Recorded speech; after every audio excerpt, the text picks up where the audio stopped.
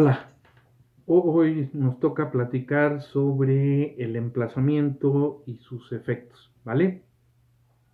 Ah, aquí tendríamos que comenzar con el concepto de qué es un emplazamiento. Seguramente ya escucharon la palabra antes, ahorita deben estar ustedes ya en cuarto, quinto semestre, que es más o menos cuando se lleva procesal civil, ¿sí? Sin embargo, si no lo han escuchado antes, bueno, emplazamiento es un acto procesal por el cual el órgano jurisdiccional hace del conocimiento del demandado la existencia de una demanda entablada en su contra y le concede un plazo para que la conteste, ¿sí? Literalmente un emplazamiento es eso, ¿sí? Hacerle saber al demandado quién le demanda, qué le demanda, cuánto le demanda, etcétera, ¿sí? Ese es un emplazamiento. Es una formalidad esencial del procedimiento, ¿sí? Es tal vez una de las formalidades más importantes de todas, porque garantiza el acceso de la justicia al demandado. Un emplazamiento mal practicado normalmente o puede traducirse en que el demandado no se pueda defender. ¿Por qué? Porque no se le corrió traslado de algún documento, porque las hojas de la demanda con las que se les corre traslado, con la que se le corre traslado, no estaba completa, era ilegible, etcétera, ¿sí? Es, insisto, una formalidad esencial del procedimiento, tal vez, vuelvo a decirlo, la más importante, ¿sí? Hay quien dice que hay formas o que hay distintas formas de realizar el emplazamiento, ¿sí? Cuando es eso, se refiere a que el emplazamiento puede ser personal y presente. Ustedes ya van con el actuario al domicilio que señalaron del demandado, ¿sí? Les abre la puerta y entonces se entienden con el emplazamiento. Ese es un emplazamiento presente, ¿sí? Puede haber un emplazamiento no presente. ¿Cuándo? Cuando se emplaza por edictos o bien cuando, habiéndole dejado citatorio al demandado para que les espere al actuario, al otro día o dentro del plazo que le haya señalado, no lo espera. Entonces se realiza lo que en la práctica se conoce como emplazamiento por estrados. ¿Por qué? Porque las copias se fijan en los estrados del juzgado. Los estrados del juzgado son unos tableros que existen afuera en donde donde se fijan instructivos o copias de acuerdos, ¿sí? Para notificar a las partes, ¿vale? Puede haber emplazamiento por comparecencia, es decir, ustedes están en contacto con su demandado, lo llevan al juzgado y en ese acto se le emplaza. Hay emplazamiento en el extranjero, ¿sí? Cuando no se encuentra aquí, tienen que girar una comunicación procesal al país en donde se encuentre, ¿sí? Y finalmente hay emplazamiento por edictos. ¿Cuándo se registra? Cuando el demandado ya no vive o no es localizable en el domicilio que ustedes señalaron para la demanda, ¿sí? Para el emplazamiento por edictos hay algunos requisitos, ¿sí? No es que vayan una vez, les dijeron que ahí no vive y entonces piden emplazamiento por edictos, no es así. Se tienen que agotar ciertas medidas antes. Normalmente estas consisten en que ustedes le van a pedir al juez que, en razón de que no se ha encontrado al demandado, le solicitan que se giren oficios a dependencias que normalmente tienen registrados el nombre de todos nosotros, ¿no? Como el INE, como las oficinas donde se expiden las licencias para conducir, el IMSS, etcétera, ¿sí? Esto puede cambiar entre cada estado. En el Código de Procedimientos Civiles de aquí de Hidalgo, extrañamente, se modificó una parte en la que se establece que basta con pedirle informes a una sola autoridad para que se agote la búsqueda del demandado. A mí me parece que se podrían girar más oficios, ¿no? Pero si estas dependencias, una vez que se les ha girado oficio, contestan si hay domicilio, pues entonces le van a pedir ustedes al juez que faculte al actuario para que se constituya en el domicilio proporcionado, por ejemplo, por el Instituto Nacional Electoral, ¿no? Si ninguna de las dependencias a las que se les giró oficio reportan un domicilio del demandado, entonces sí ya piden el emplazamiento por edictos.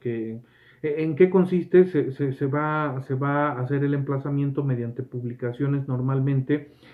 Si es un juicio federal, pues en el diario oficial de la federación o bien en los periódicos oficiales de cada estado. Y además se va a publicar en un periódico de circulación local del distrito judicial en donde se encuentren, ¿sí? Ese es el emplazamiento por edicto, ¿sí? O los tipos de emplazamiento como normalmente se conocen. Requisitos del emplazamiento, verán, es el siguiente tema, los requisitos del emplazamiento, ¿sí? Al ser la formalidad más esencial, más importante del juicio, ¿sí?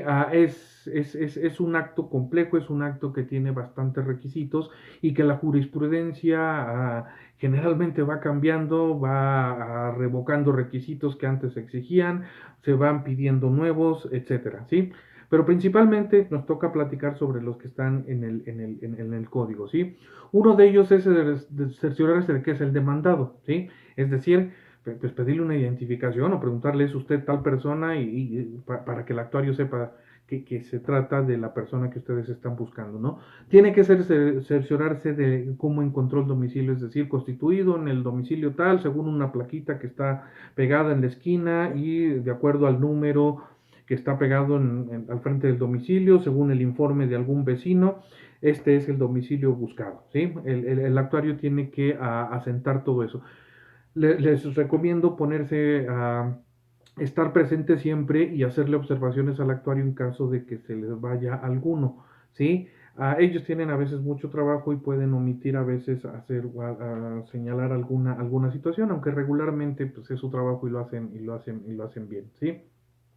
Y bueno, citar los medios de cercioramiento de tanto del domicilio como el demandado. Se identificó con una credencial para votar de tal, el domicilio me cercioré mediante la plaquita que está en la esquina, etcétera. Es decir, los medios por los cuales el actuario se cercioró tanto del domicilio como de la identidad del demandado, ¿sí? Ah, el siguiente requisito es que si estará presente el demandado, se le notificará y se le correrá traslado, ¿sí? Entonces se le van a entregar copias de la demanda, ¿sí? Si no recibe las copias, se le prevendrá y si no las recibe, normalmente se fijan en los estrados del juzgado, ¿sí? Yo les recomiendo que aunque no se las quieran recibir, se las dejen ahí, es mejor que el demandado sepa o cuando salga de su casa, pues vea las copias, las vea y vea de qué se trata, ¿no? De todas maneras ya va a estar emplazado, ¿sí? Si ustedes ya acudieron al domicilio con el actuario y el demandado no se encuentra, se le va a dejar un citatorio, ¿sí? Para normalmente el día siguiente, un plazo, depende de los códigos, si es mercantil o civil, ¿sí? Para que dentro de un plazo que el juez le va a señalar, espere al actuario. Si no lo encontré, estaba otra persona que no era el demandado en el domicilio, pero les dijo que sí vive ahí, entonces se le deja un citatorio, insisto, para que espere al actuario. Al otro día van ustedes con el actuario, lo llevan y lo emplaza. Ahí ya no importa si el demandado esperó o no esperó, ya estaba citado y apercibido de que en caso de no estar presente se le iba a dar por notificado. Tengan mucho cuidado siempre que el actuario asiente en la razón de que dejó citatorio, que haya un apercibimiento que en caso de no estar presente se le dará por notificado, ¿sí? Bien, esos son a grandes rasgos los requisitos del emplazamiento. Estos, pues, quien tiene que saberlos son los actuarios o los notificadores del juzgado, ¿sí? Pero ustedes tienen que estar al pendiente de que se cumpla cada uno, porque los jueces tienen la obligación siempre de revisar que el emplazamiento, cuando se acusa la rebeldía o cuando se pide que se abra el juicio a pruebas, el juez va a examinar de oficio que el emplazamiento se haya hecho de la manera correcta, ¿vale? Entonces es importante ver que el actuario o el notificador lo haga de manera correcta, ¿sí? Después tenemos que platicar sobre los efectos del emplazamiento, ¿sí? También hay un artículo en los códigos de procedimientos civiles, ¿sí? En los que están narrados, ¿sí? El primero de ellos es prevenir el juicio a favor del juez que lo hace, si pudiera haber varios jueces competentes, es decir, el juez que emplaza, ¿sí? Se presume que es el que va a ser competente de allí en adelante, ¿sí? A menos que después se plantee una cuestión de incompetencia por cuestiones de competencia objetiva o subjetiva de las que vamos a platicar después en este curso, ¿sí? El segundo efecto sería sujetar el demandado a seguir el juicio en favor del juez que lo emplazó. Esto se oye un tanto obvio, es decir, si un juez ordenó el emplazamiento, pues ese juez es el que va a conocer del juicio, ¿vale? Tercer efecto es obligar al demandado a contestar ante el juez que lo emplazó. Esto también resulta un poquito obvio, ¿no? El demandado no va a contestar la demanda ante otro juez que no lo emplazó, ¿no? Si no tiene que ser al que lo emplazó. Bien. El siguiente efecto es producir las consecuencias de una interpelación judicial si por otros medios el demandado no se hubiese constituido en mora, ¿sí? Es decir, en determinadas circunstancias, el emplazamiento hace las veces de interpelación judicial. No hay una unidad que se llama así, pero me parece que la interpelación judicial es algo importante que podríamos platicar después o vamos a platicar después. Valga decir ahora que la interpelación judicial es cuando hay, por ejemplo, cuando hay una obligación que no tiene plazo para el cumplimiento, para pago, ¿sí? Se hace una interpelación judicial y se le dice al demandado, tienes una obligación conmigo y te requiero para que me pagues. Una vez que se haya hecho esta interpelación judicial, que puede hacerse ante notario, judicialmente o ante dos testigos, ¿sí? En obligaciones de dar se le dan 30 días al demandado y el día 31 pues ustedes ya pueden presentar su demanda. Cuando son obligaciones de hacer, no son 30 días, sino que es un plazo prudente de acuerdo a la actividad o al servicio que tiene que prestar, en este caso, el deudor, ¿sí? Ah, finalmente, el otro efecto del emplazamiento es originar el interés legal en prestaciones pecuniarias, ¿sí? Esto puede ser sujeto un poquito a discusión, ¿sí? Es decir, no es que a partir del emplazamiento se causen los intereses, sino solo el interés legal en todo caso, que es el interés legal, no es el pactado por las partes, sino es el que fija los códigos, los códigos de procedimientos, ¿sí? En materia civil es de 9% anual, en materia mercantil de 6% anual, ¿vale? Bien. Después tenemos que hablar finalmente de la nulidad del emplazamiento, ¿sí? Lo que hay que saber en este sentido es que el emplazamiento se, se impugna o se, se pide la declaración de nulidad a través de un incidente que se promueve incluso, por supuesto, antes de contestar la demanda, ¿no? Porque si ustedes estiman que el emplazamiento estuvo defectuoso, entonces este va a ser declarado nulo y cuando un acto procesal se declara nulo, recuerden que las cosas se regresan hasta el momento anterior al acto declarado nulo, es decir, se regresaría el juicio hasta la presentación de la demanda, ¿sí? Ese efecto tiene la nulidad del emplazamiento y se promueve una vez que se ha emplazado al demandado. La nulidad del emplazamiento la va a promover normalmente, bueno, siempre el demandado, ¿no?